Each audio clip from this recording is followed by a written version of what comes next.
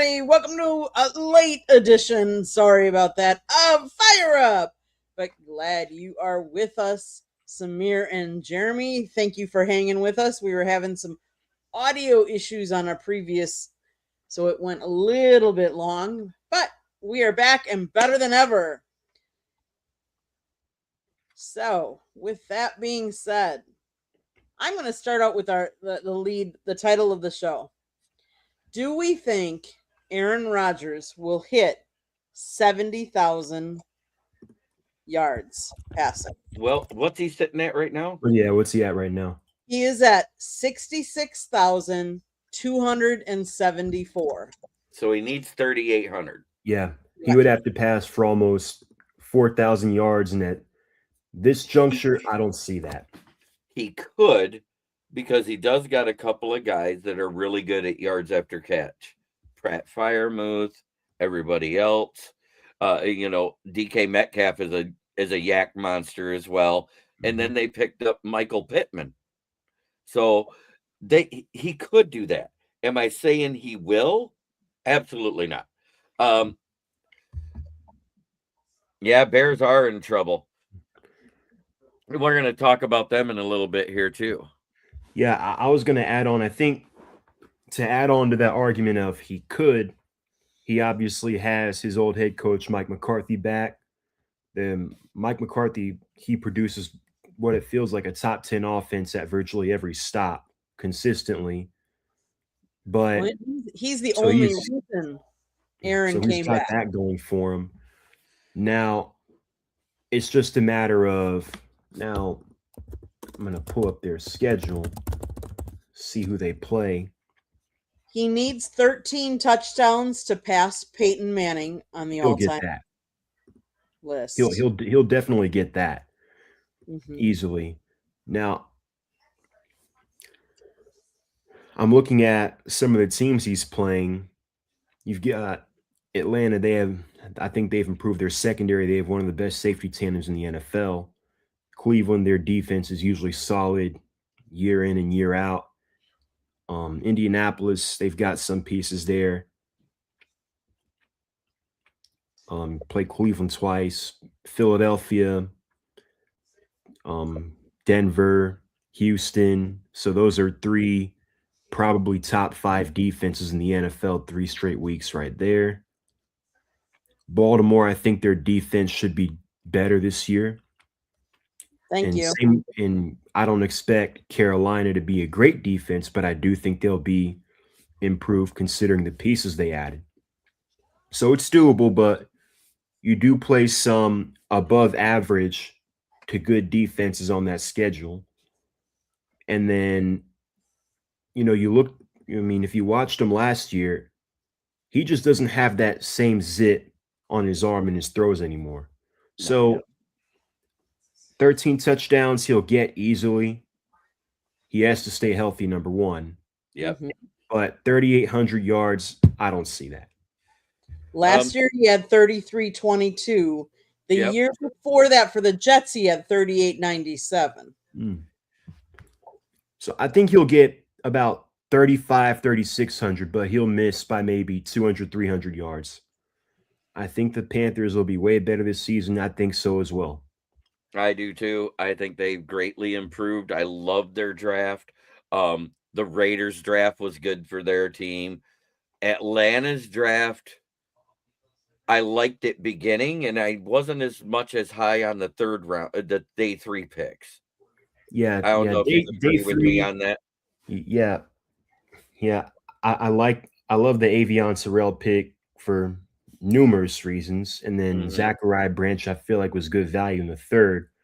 Now, Kendall Daniels in the 4th, I felt like they should have doubled up at wide receiver and went with Bryce Lance, who ended up getting drafted by the Saints. I hated the fact you took Kendall Daniels. That was one of the reasons why I hate your draft. He was one of my super sleepers. I didn't want him anywhere but Detroit. And the other one was the guy that went 251 to Philly. UR Bernard, the guy out of Nigeria, had never played an organized snap. But according to the defensive line coach at Philly, He might be taking Jalen Carter's job. Mm. How do you think the Saints drafted? So I don't. The Jordan Tyson pick is kind of suspect due to the medicals, but they got great value with Christian Miller, who was a borderline maybe late first, early second in a lot of mocks. Bryce Lance in the fourth was a good pick. And then did they draft another offensive lineman? I don't think they did. Yeah, but I thought overall they had a solid draft. Oh yeah. Mm-hmm. I would agree. I would agree. Um, so what did we think of Aaron Rodgers coming back? Did we expect it? Did you think it was going to happen or no?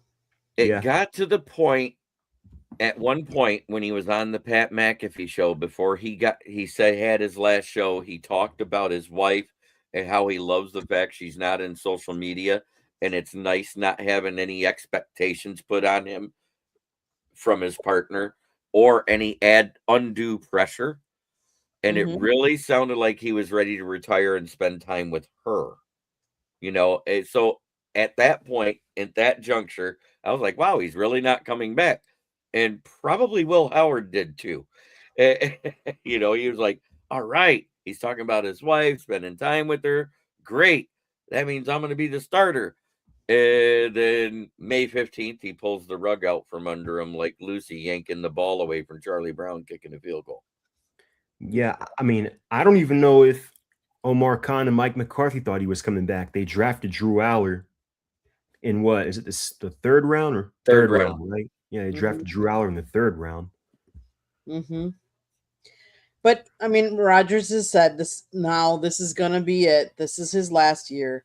I think the only reason why he came back was I think he was intrigued to play for Mike McCarthy again, knowing that Mike McCarthy is the good offensive coach as he was. I think if there was if it would have been a newer coach, I would think he would have walked because he wouldn't have had the familiarity with him. I think going back into a system that he knows, he's like, you know what? Maybe give it one more shot. Let me see what I can do. Yeah, and that's probably what it was overall.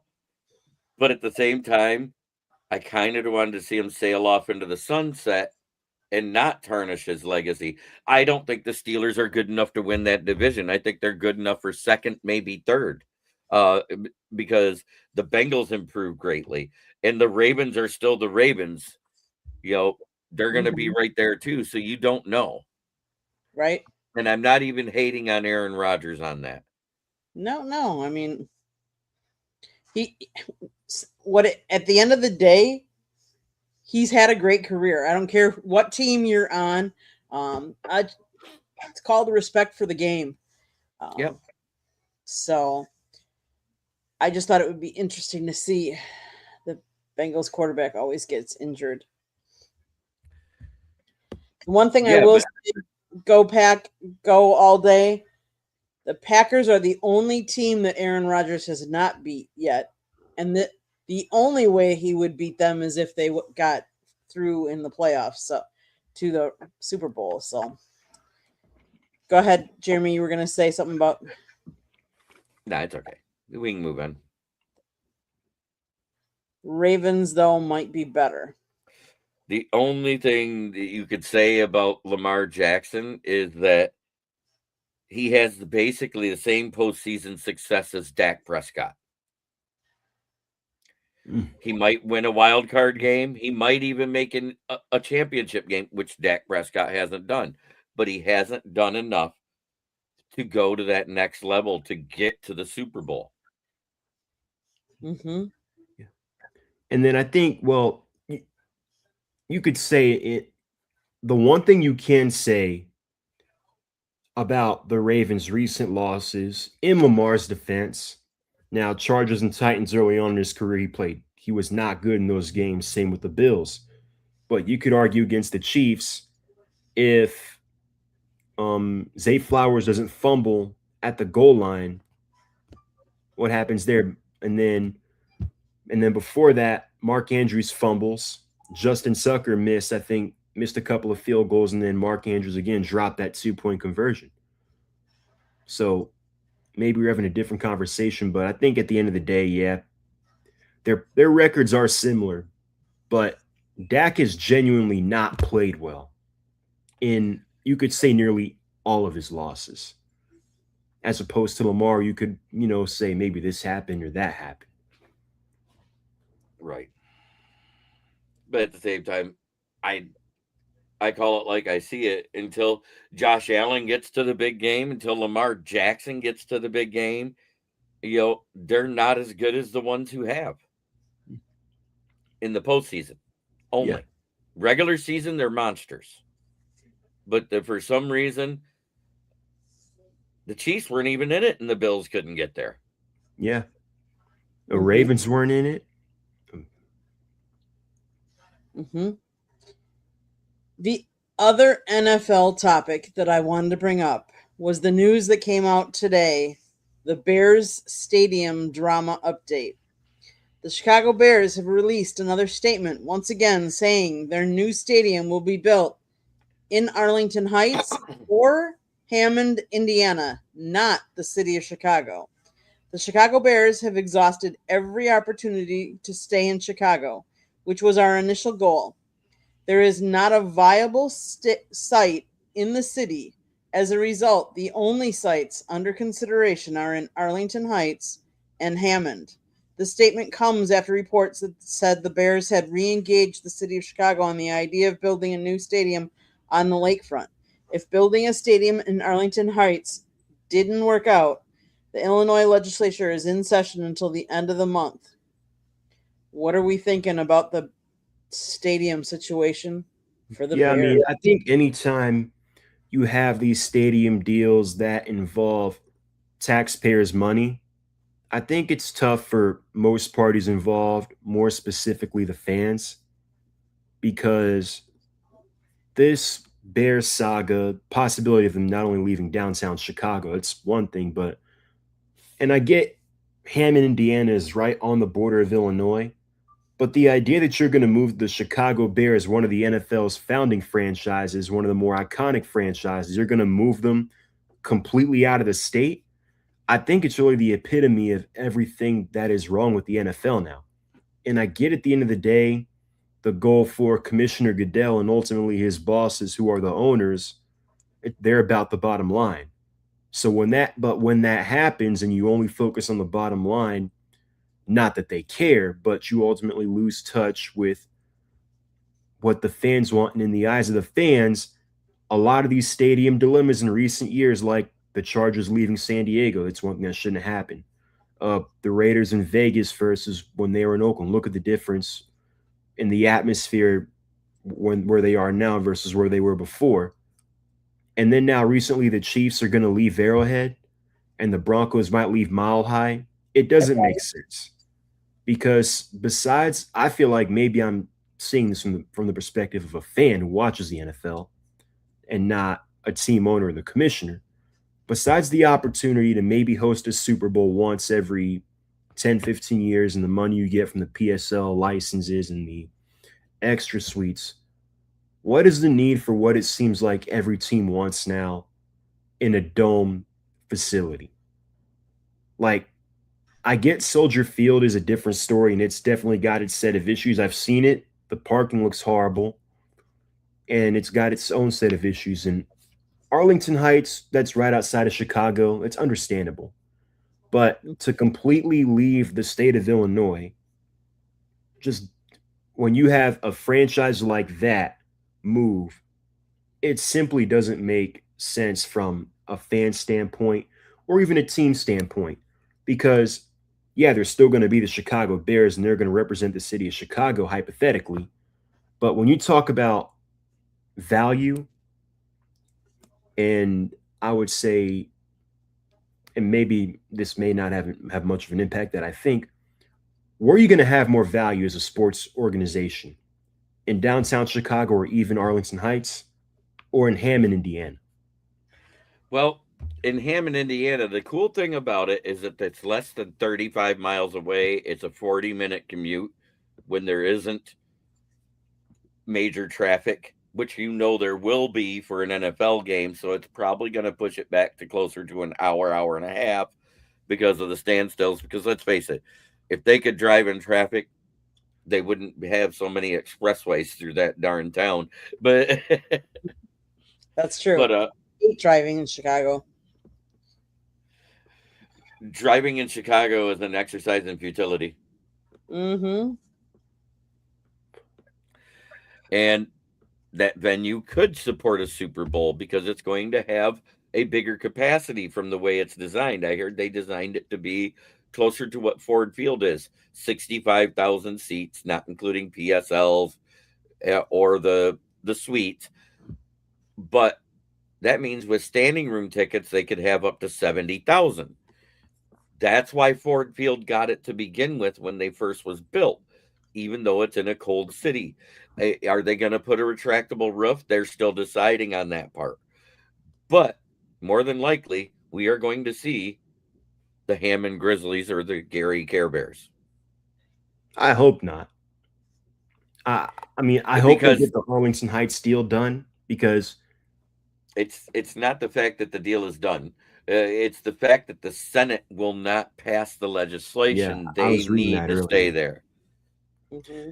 And then, yeah, you can argue, well, the Giants play in New Jersey, Mm-hmm. but I've seen the stadium. The Meadowlands is like literally across the bridge.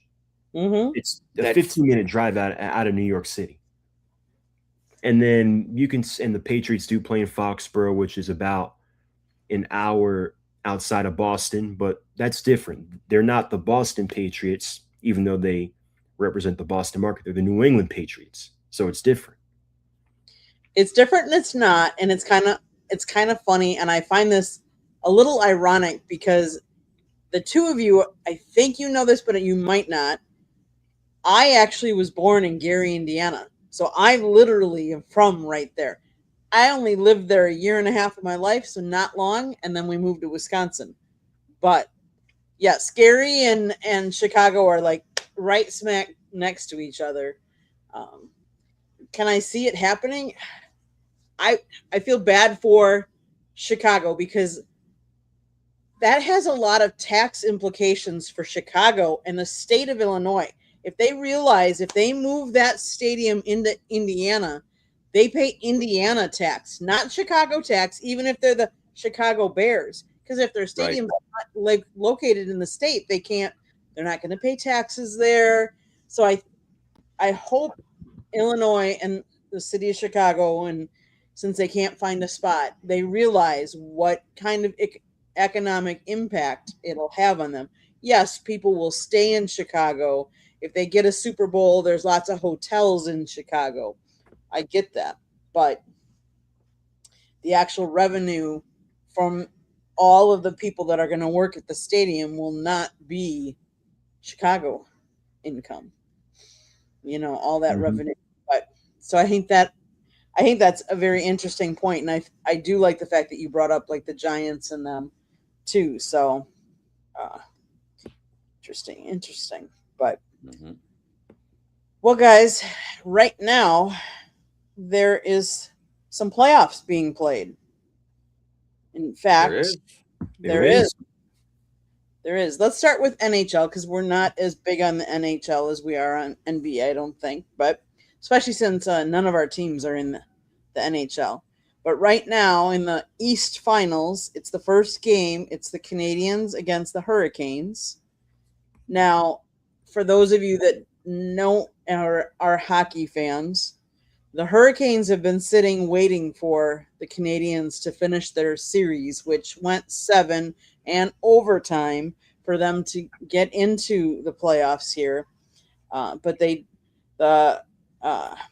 Canadiens beat the Buffalo Sabres Monday night. So they are not back to back, but it's pretty soon whereas the Hurricanes, the last time they played has been, I think it was like May 9th. So it's been that long since they took down their series. But the Canadiens are up 5-2. Whether that that kind of goes to, I think sometimes we talk about how like in the preseason, if you sit all your players, your first game or first outing after that sitting that long, you might be rested, but you're not in game uh, game mode, or you're maybe a little rusty, I'd say. So Montreal is up 5-2 in with 10 minutes left in the third. And then there is the other series that's going on, and that is, let me see, let me get to that one. That would be the Golden Knights and the Avalanche, and the Golden Knights won game one, so they're up 1-0, and they play again tomorrow night. That would be your West Finals. So, any thoughts about either series, guys? Who do we think's going to win? So who's in what? It's Montreal Canadiens against the Carolina Hurricanes. That's the game that's going on right now, and it's the first game of their series, the East I Finals. think the Hurricanes win. Okay. They've been playing like monsters all day. And then the West Finals are the Golden Knights and the Avalanche, Colorado Avalanche. I have to go with the Avalanche. Golden Knights, you said? Golden Knights versus the Colorado. They're going to get their second one because I don't trust the Avalanche to beat them again. Not in a 7-game series. Okay. Samir, what did you think about the Canadiens versus Hurricanes? If I had to guess, I would say the Hurricanes. I know they've been in the playoffs for a while, so they had a good team again this year. They swept the Flyers. I know that, so I'm going to go with the Hurricanes. Yep. And those will be the only two series that are. It's down to those two series for the NHL. Let's move over to the NBA. So, the NBA right now, it's Knicks versus Cavaliers. The Knicks are up. They won the first game. They're up 103-86 with 3 minutes left against the Cavaliers. What do we think about that series? Is it even? 5. Knicks are up 1-0, and then they're up in this game. So if they win tonight, they're up 2-0.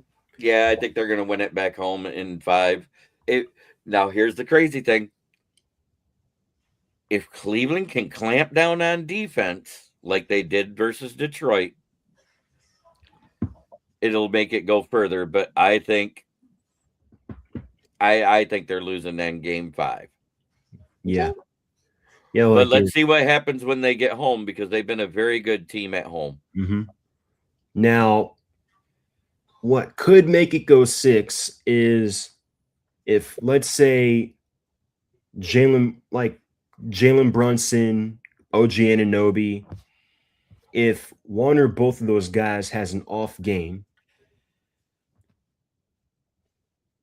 Karl Anthony Towns, let's say, gets in foul trouble, and James Harden, which doesn't happen very often in the playoffs, has a monster game, and Donovan Mitchell has a great game, and Evan Mobley and Jared Allen are crashing the boards, getting it done down low on both ends, then maybe they can win an extra game and take it to 6. But yeah, I got to go Knicks in 5. Yep. I would agree. And I predicted on the girls' show on the Chicks podcast Tuesday night that I thought the Knicks were going to take it, that this wasn't going to be that much of a matchup even. Now, the other series I think is going to be a good series, and that would be Thunder Spurs. And at this point, they each have 1 game each, and they play tomorrow night. So what are our thoughts on that series?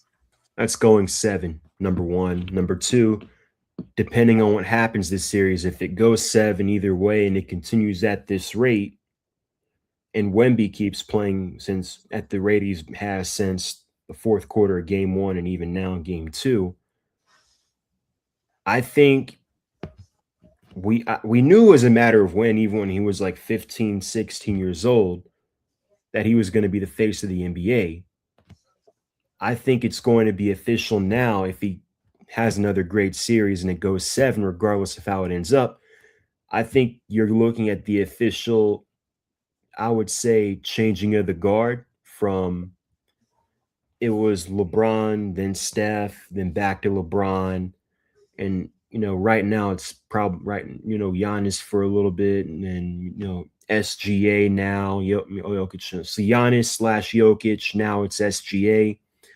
I think this is where Wemby's going to be the new face of the NBA for the foreseeable future for the next 10, 15 years, if he can stay healthy.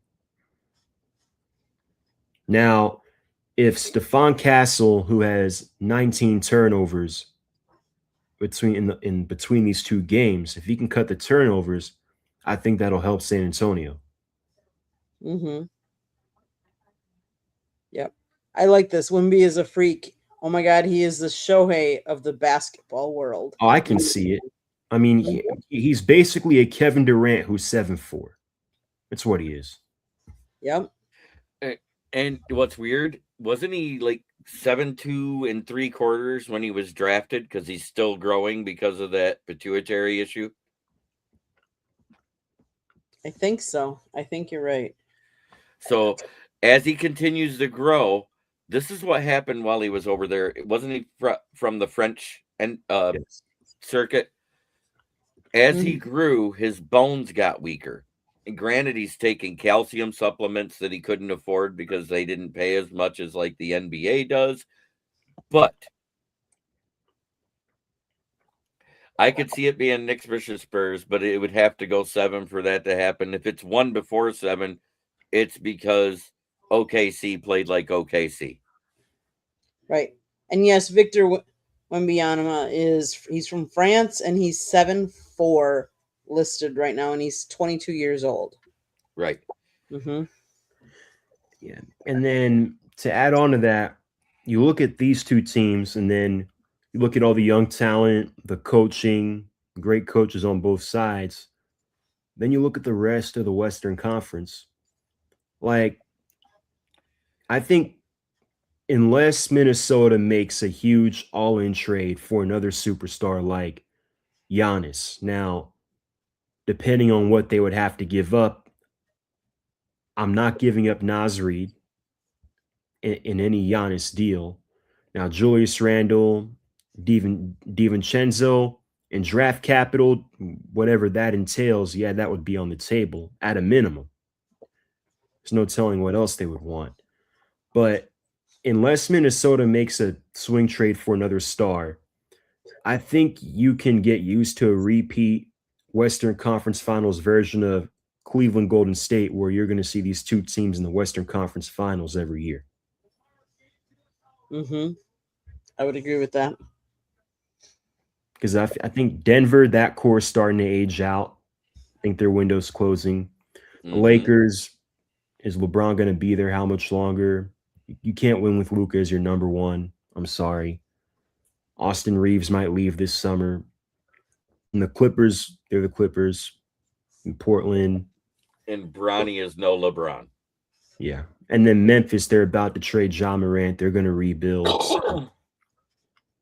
Yeah, they kind of have to. Ja Morant can't get out of his own head. Yep.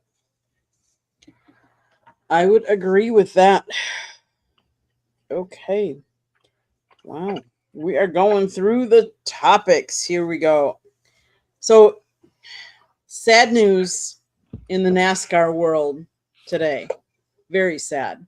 41 years old, Kyle Busch was scheduled to race this weekend. Unfortunately, was in the hospital. I don't know if they have released anything except that he died after being hospitalized. No cause of death. NASCAR released this statement. We are saddened and heartbroken to share the news of the passing of Kyle Busch, a two-time Cup champion and one of our sport's greatest and fiercest drivers. He was 41 years old.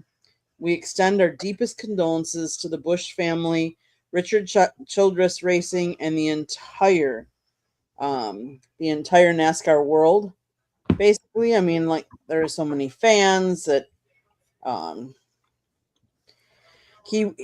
they said that he was hospitalized with a severe illness 3 days before he was to compete in the Coca-Cola 600 at Charlotte Motor Speedway.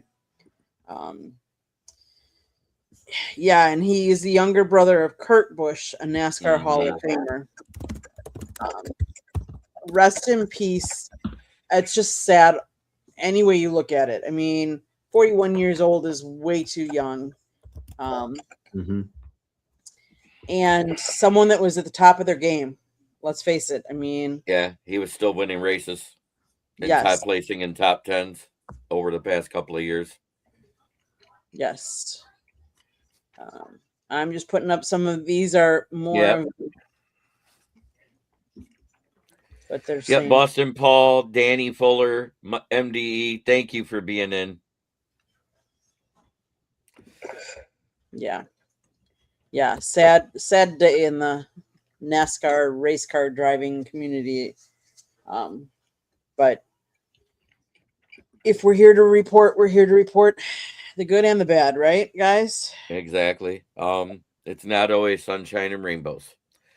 And every time you hear about somebody younger than you passing like this, it makes me grateful for waking up again.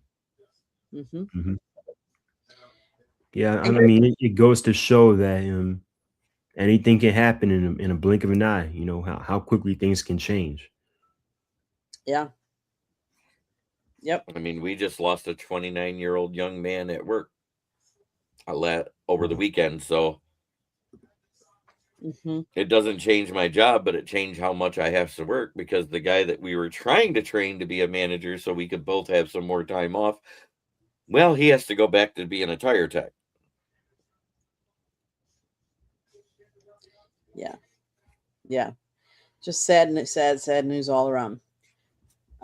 Yinzer, good to see you, brother. That's my resident Steelers fan. And sure, he came Danny in. Fuller is a Patriots fan. MDE, of course, is a Lions fan. I gotta say that you're one. Let's see, you had a Go Pack Go all day. That's got to be a Packers. Yep, that's a Packers fan from my channel too. That's Vinny. Yep. I do want to say thank you to all you, because you guys are tuning in late, and we appreciate that.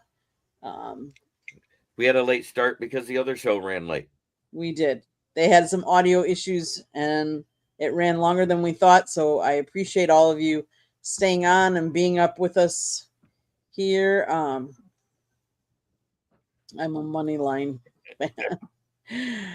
So I guess that's cool. Friend Zone Millionaire. Yep. Unless there's a burning desire in my town. Well, there is one more thing we have to cover. Okay. Rashee Rice, you idiot. How, if you're on probation or parole or whatever, you have a different set of laws than the average civilian. If they tell you you cannot drink, you cannot smoke pot, and you're going to be tested often, and they test you every month when you come in for your meeting, and you go ahead and do that, you're an idiot. You had the world by the horns at your age, and now you're serving a 30-day jail sentence for violating probation. The bad part is, if it's anything like Michigan or any of these other states, when he gets done with this 30-day sentence, he can be retried and prosecuted to the full extent of the original charge of fleeing the scene of an accident. Let me see. Does Texas have that law? Let me see. I just know Michigan does. So while you're looking that up, I'm going to The Rams signed Stafford to a reported 1-year, $55 million extension. Good for them. Mm-hmm. Yeah. Let them pay So somebody 55. Think about that. That's not going to be the cap hit because there's going to be some bonus, some guaranteed money, incentives, blah, blah, blah. But that's a 1-year contract. That's not something where you can stretch it out. There might be a couple void years on it to make the cap hit even less, but it's not going to be that much less because it's a 1-year contract. It says the Stars quarterback contract can reportedly be up to $60 million with incentives. Stafford's my 38 goodness. now, has 2 years and up to $105 million left on his contract. He'll enter his 18th NFL season with more financial security. Let's see, does it break it down at all? Yeah, it doesn't. yeah, I mean, I still think there's a good chance that this season is his last year, depending on how it goes, like how he plays and how the Rams do, which I think they're going to be a Super Bowl contender again. But yeah, I mean, the 1-year thing doesn't surprise me. That's the going rate for an MVP quarterback now, and despite his age, it's just what the market demands. And so, as we mentioned earlier, he did. So Rasheed Rice, he did plead guilty And got on the probation. Right. charges. So in Texas, the answer is no. Okay. If defendant has already pleaded guilty or is convicted and then violates probation, then you can't be retried on those original charges. Now, I will say he's going to do the 30 days, and from what I understand, it's not related, but he wasn't going to be able to participate in OTAs anyway because he was He just had rehabbing knee surgery. some loose bodies in his right knee or knee surgery or whatnot. And in all likelihood, the league is not going to suspend him because they, as a part of their new CBA a few years ago, they stopped suspending players who tested positive for THC. So if they wanted to suspend him, No, but they can suspend him for conduct unbecoming the Shield. they could, but I just think it would be a slippery slope because the factor with THC, and now that's involved. But I think the main thing with him is that Robbie. yeah, We but won't put it up, Robbie, but it's funny. okay. But now I think the main thing with him is that how many close calls is he going to have? Right. Like I know he had an issue when he He had was a in PED college. issue. He had a PED issue that he missed. It Yeah. was served a 3-game suspension, I believe it was. Then you had He the served a 2-game car. suspension for the domestic violence thing. He Yeah. served the suspension for this car thing that he's Yeah. doing the probation for. And then I think last year at a nightclub, he I think punched a photographer or something. So Yes. my thing is how many bullets is he going to dodge? Because now it's going to cost him money because clearly he has a lot of talent. The Chiefs don't win their last Super Bowl without him. And then unfortunately he got unlucky the year after when he had the torn meniscus. So he got Yep. on so he caught a bad break there, but this is So costing him money. the surgery he had is kind of like the cleanup that Tariq Skubal had on his elbow. It was just some loose body scar tissue type stuff he had to have removed from the meniscus tear that they didn't get the first time.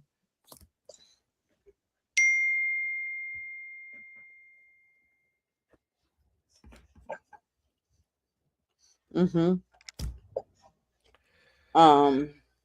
The other news that was recent is the Giants give GM showing multi-year extension. Mm-hmm. Lions signed Jack Campbell to. You take away my town segment. Sorry. Okay, I'll stop there because I don't want to. Yeah, I've got details. Okay, that's good.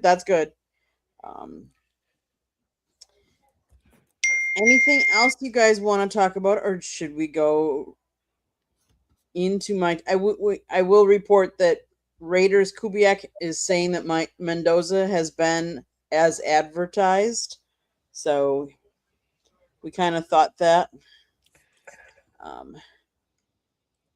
I mean, out of what came out in this draft, we knew he would probably be the best one year one because he was the most pro ready with how he looked on the field.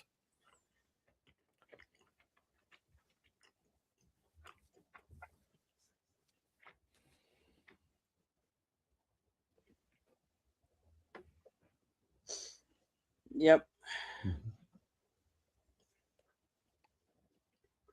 So much for him going to the Cowboys. Yeah. Yeah. Think He could still go to the Cowboys. It's the Cowboys. It is. It is.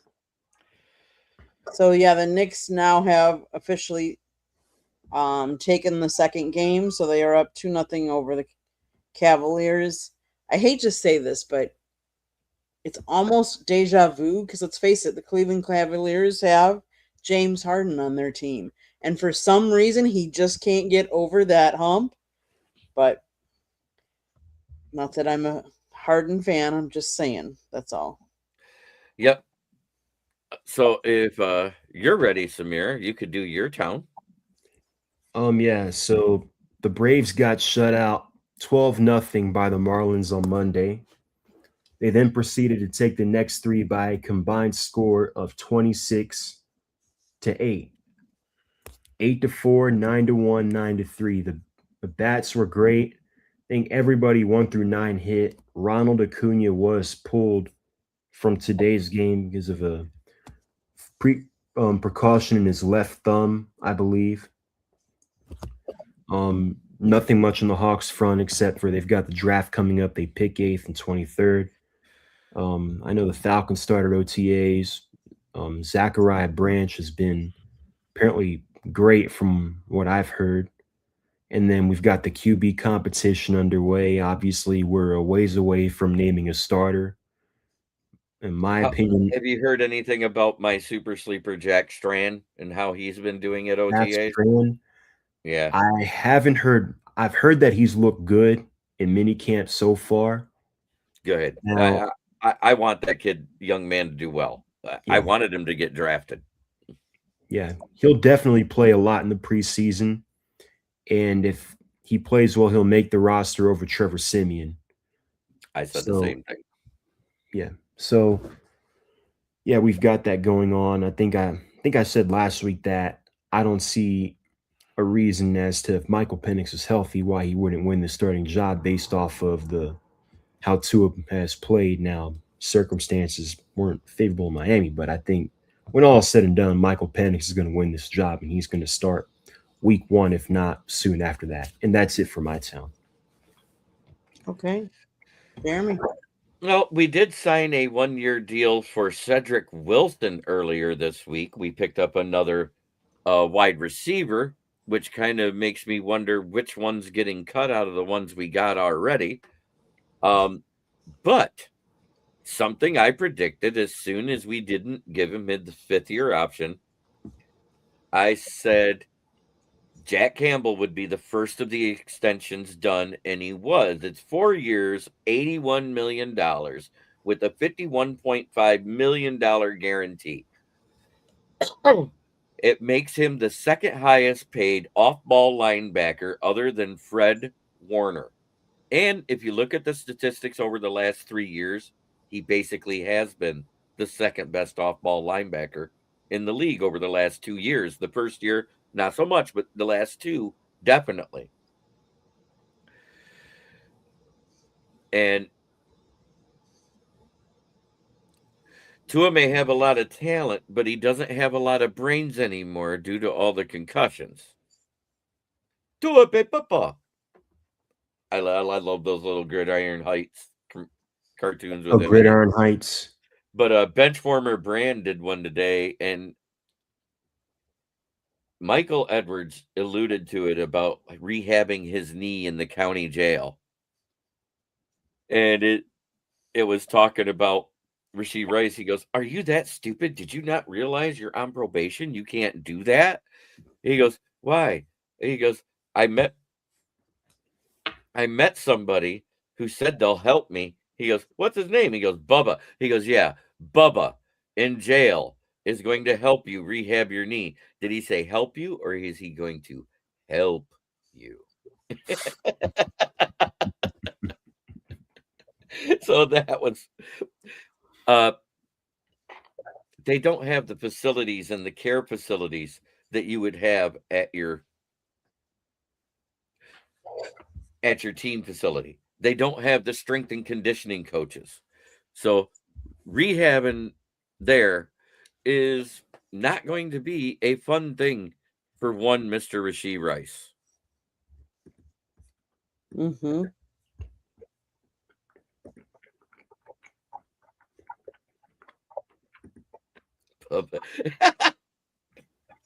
Jeremy, does Stafford make Detroit better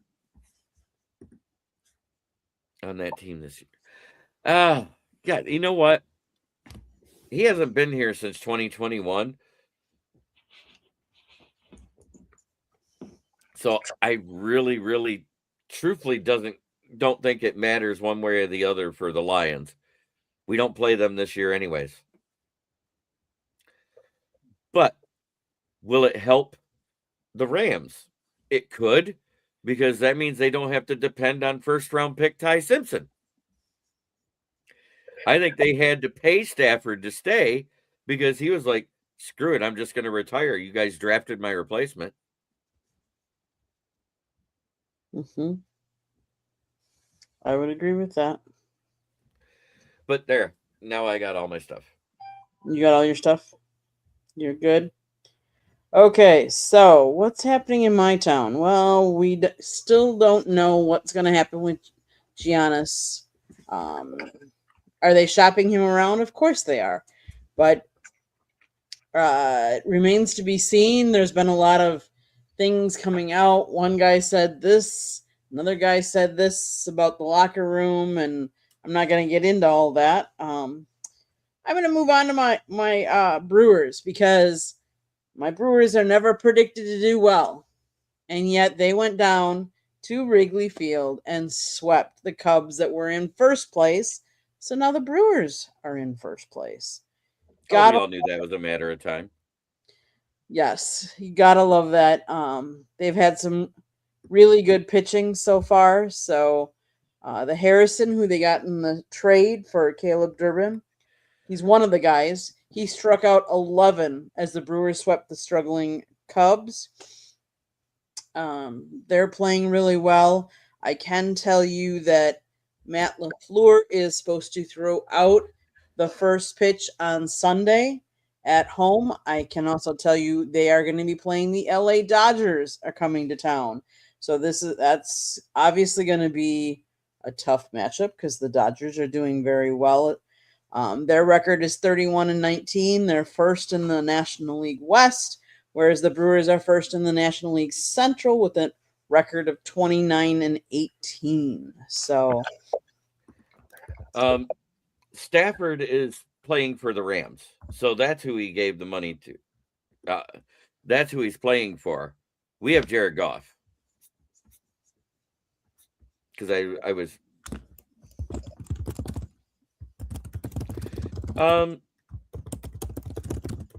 has baseball eased up on drug testing? No, I haven't heard that. I just think less people in baseball do stupid stuff because, let's face it, baseball players have a higher IQ than most football players. mm-hmm. And they have a much longer season, so they have less chances to have the free time to do stupid stuff. Mm-hmm. Do you agree with that, Samir? Yeah, I agree. I mean, it's about the same length, 6 months, but obviously you're playing baseball every day. So, Yep. and then a lot of guys, when they go home, they may play winter ball in their hometown or whatnot. So, yeah. Yeah, so LaFleur is throwing out pitch today. Christian Yelich held one of his charity events.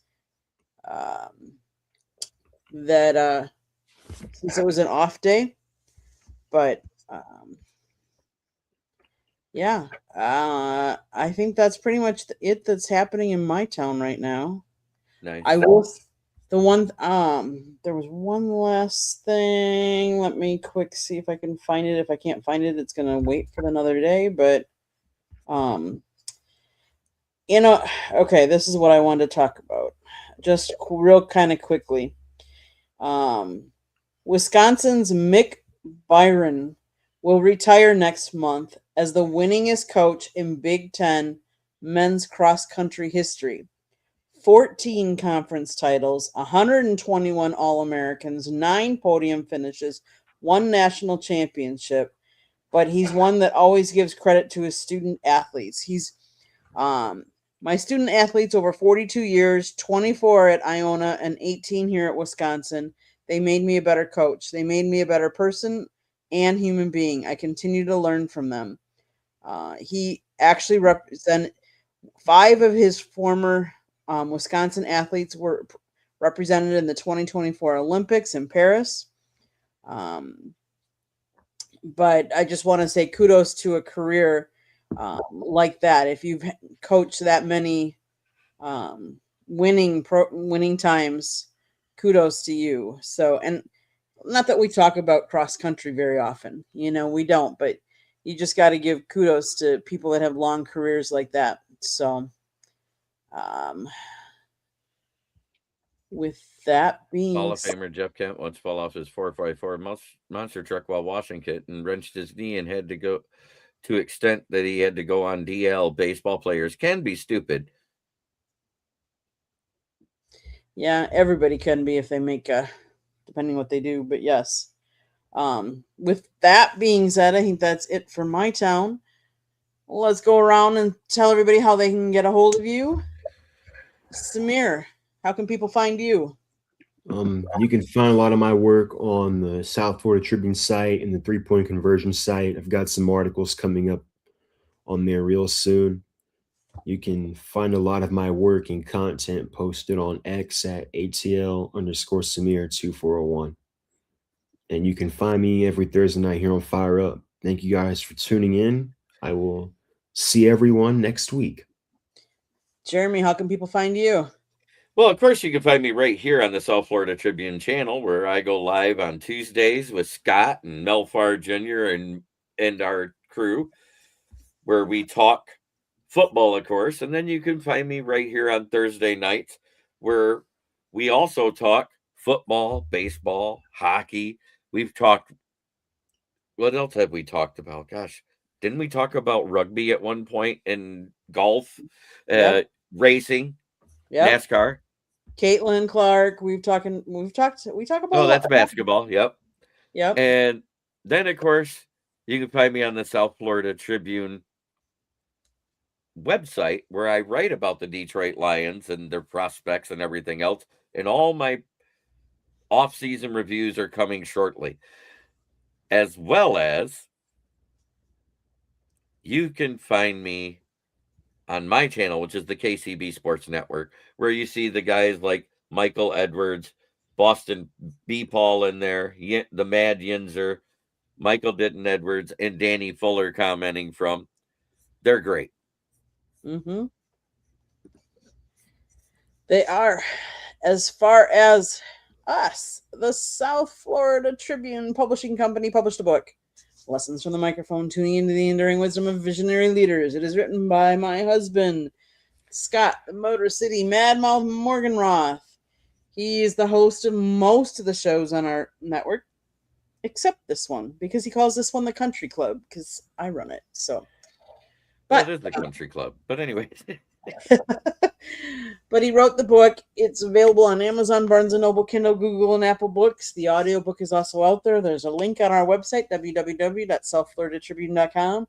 If you know anybody that is interested in going into the business, it's a good book to read. If you like to listen to podcasts, you can find us wherever you get your podcast. If you want to advertise, sponsor a show, or be a guest, whether it be my show or one of our other shows, please email us at southfloridatribune@gmail.com. Again, that's South Florida Tribune, TRIBUNE @gmail.com. Last but not least, if you see that red subscribe button, please hit it, like us, share us with all your friends and family, and then turn on your notifications so you're notified every time we go live. We did previously take a trip. We did take all kinds of videos. I am in the process of putting them up on our YouTube, so go check out some of those as well. And we have a plethora of shows that, Monday nights we talk baseball, Tuesday nights is football, Wednesday nights, typically Scott does a Motor City Mad Mouse show. You never know what that's going to be talking about because that is all over the place. Then following that is Sports Exchange on Wednesday nights, and that's typically sports related, but it can be any sport. Thursday nights, he does Sports Rap, which is hockey or soccer. And yes, if you go to our YouTube channel, we actually did go to a soccer match or a football match. Football In Portugal. So we actually, and we have some video and we have an interview with a fan on there already that is up from our trip. But yes, please go to ours. And then I would ask that you would go to any of our contributors that are on any of our shows. Many of them have their own YouTube channel. If you would also click their subscribe and watch them, just don't leave us, but go to them and subscribe too, because they're giving up their time free to help us out. So we would appreciate you reciprocating. And of course, thank you everybody that was in the chat room, especially since this was later than usual. And I know a lot of them came from your channel, Jeremy. So thank you for sharing the show on theirs and everybody being on there too. Jeremy, you always end us. Thank you. Try every day to be a better person than you were the day before. That's the only way we'll make the world a better place. It starts right here. Much love to everybody in the chat. It was nice to see a new face in Friend Zone Millionaire actually giving nice comments in there. I appreciate it. And I wanted to let you know on my channel on Wednesday nights, we do what we call the NFL Roundtable Talks. And that show, sometimes it's 30 minutes. Sometimes it's 2.5 hours. We never know. It's the way the topics lead us, where I cover all of the main news throughout the week from Thursday through Wednesday each week. And then during the regular season, we actually make our predictions for money line bets. That's the straight up bet on who's going to win games. Last year, I managed to go a nice little 196-80 out of the 276 games. To end the show, I will say one last thing. Monday, it's not just a day off or a holiday. There's a reason behind it. Memorial Day is to honor those that served. Jeremy's putting up a book. It's as a reminder. Yes, it's a day to remember all those who have fallen while fighting for our country. Correct. Unlike Veterans Day, which is for those who are active and serving and have retired as a vet. Mm-hmm. That's what Veterans Day is for. Right. Memorial Day, and I will just say on a personal note, one of my friends, Staff Sergeant Todd Cornell, he passed away serving. He was in Fallujah back when they were back in the days, taking down Saddam Hussein. So with that being said, everybody, honor those Memorial Day, but have a great week, and we will catch you next week back here again Thursday nights, typically at 9:30 p.m. Eastern. But thanks for hanging late with us. Thanks, everyone.